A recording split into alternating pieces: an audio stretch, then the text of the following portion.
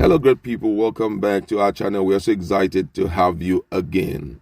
26th of July has come and gone. It was a day that two major secessionists, called them freedom fighters, were brought before two courts in different countries of the world. But right now, our interest is on the aftermath of the interview granted the legal representative of Nnamdi Kanu, Aloy Ejimakor. He made Nigerians to understand a lot of things. But one of the things which we are going to be looking at is what the response of the court was when the plea of Nnamdi Kanu leaving DSS custody to Kuje prison was being presented. Don't forget that one of the issues that made that request to comfort was when the DSS declined medical services of other doctors to Nnamdi Kanu, and also declined his own people, talking about his family members,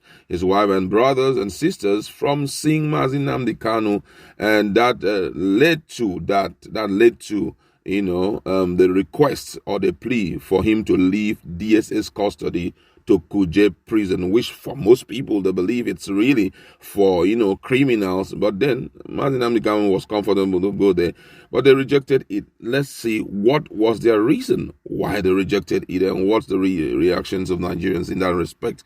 We're going to be looking at that in a jiffy. But then before we continue, if you've not subscribed, kindly hit on the red subscribe button and also on the notification bell so that you can get our notification anytime we publish a video. All right, let's look at what the response was. According to the news, the Nigerian intelligence community are against the demand by Nnamdi Kanu and his legal team to have him move to Kuje prison from the Department of State Services DSS custody.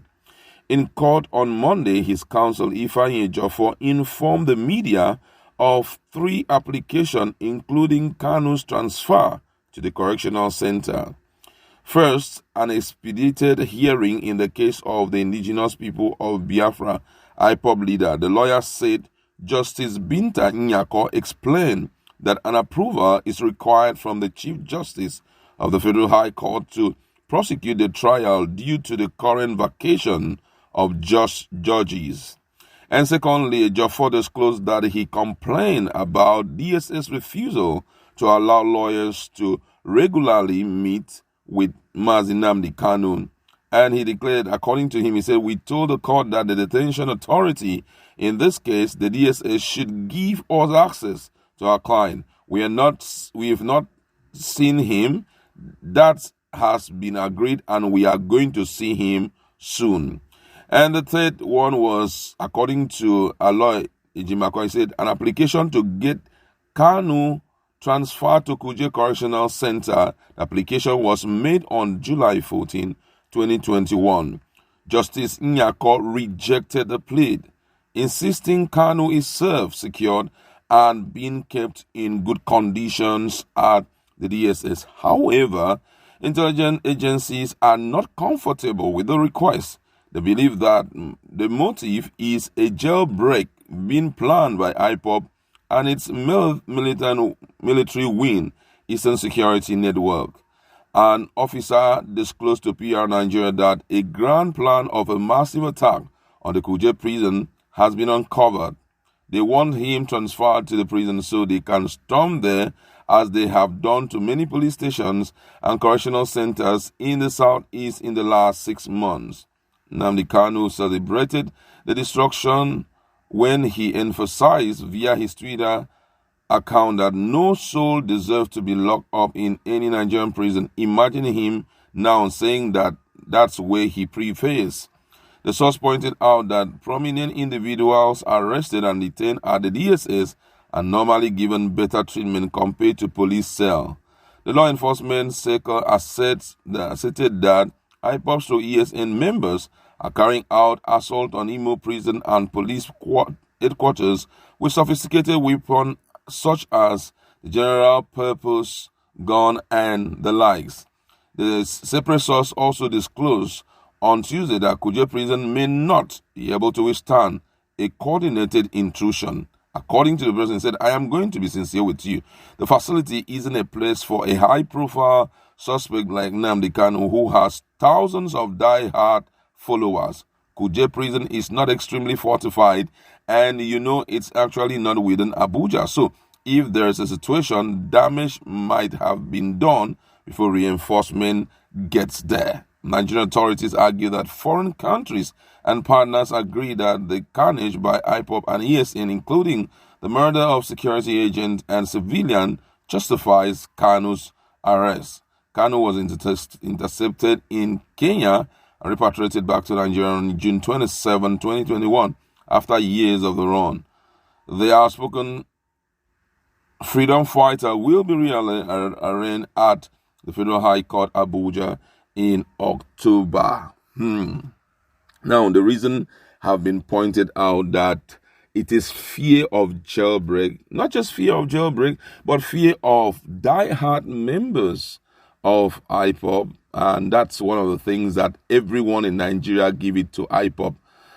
We know that there's something called there's another push from another end, talking about the Southwest, pushing for Odua Republic. But then, if you want to talk of die-hard membership, people who can stand the test of time and refuse to give up sooner or later, people who can only, they can retreat back, but they will never give up. It's actually IPOB. And we have seen it evidence everywhere. Despite sometimes they have to warn and say, hey, don't fly colors. That's when they will stop.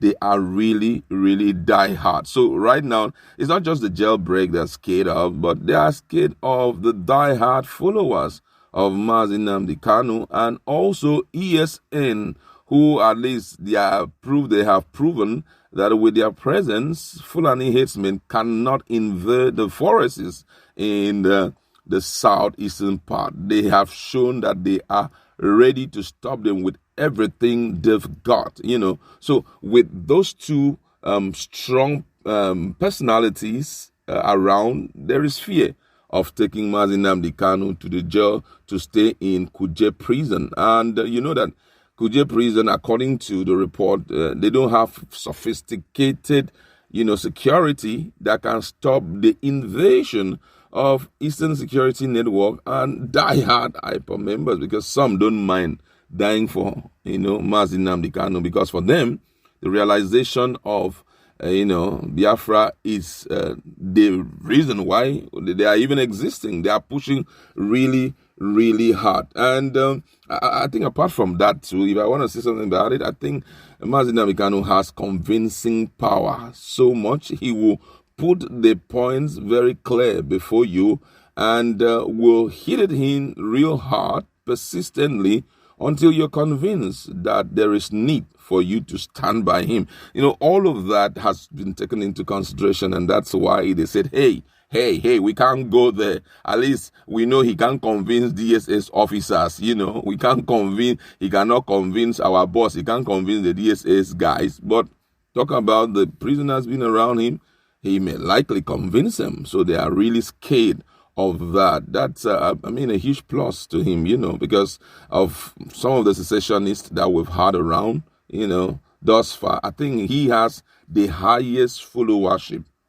Shite also came up with theirs, but they are not as dogged as, they are not as dogged as and pushy like the followers of Nnamdi Kanu. So that's where the whole thing is revolving. We're still waiting to see what will happen in October. For me, it's rather really long. Just that a lot of people are happy. At least his lawyers and also his family members can gain, access to him. And I think for that, a little applause there for the court. But then we'd like to leave it there.